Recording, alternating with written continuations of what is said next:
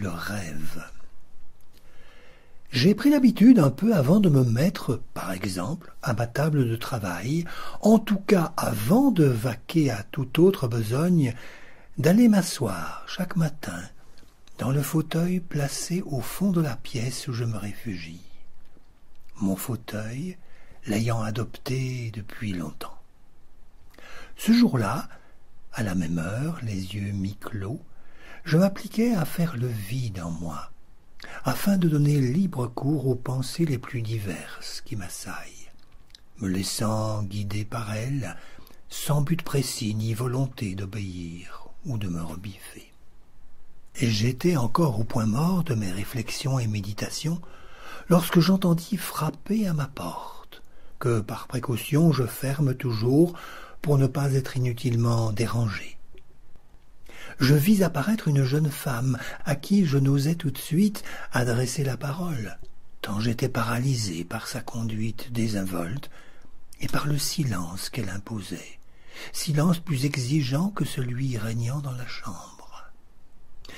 Elle prit place en face de moi, dans le fauteuil qui fait pendant au mien, m'observa un bref instant, puis, à brûle-pourpoint, me pria d'avoir l'amabilité de lui révéler son nom.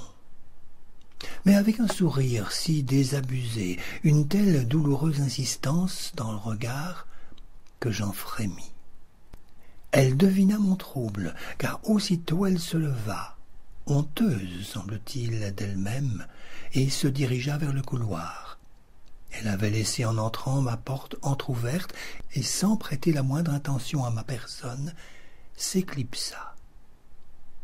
De cette femme, dont je ne sais rien, sinon qu'un matin elle fit inopinément irruption chez moi pour s'évanouir aussi vite, mais dont la demande incompréhensible continue de harceler ma mémoire, il ne sera fait dans ce livre aucune particulière mention, ni de la douceur infinie de sa voix, ni non plus de cette inguérissable blessure qu'elle était venue confronter à la mienne.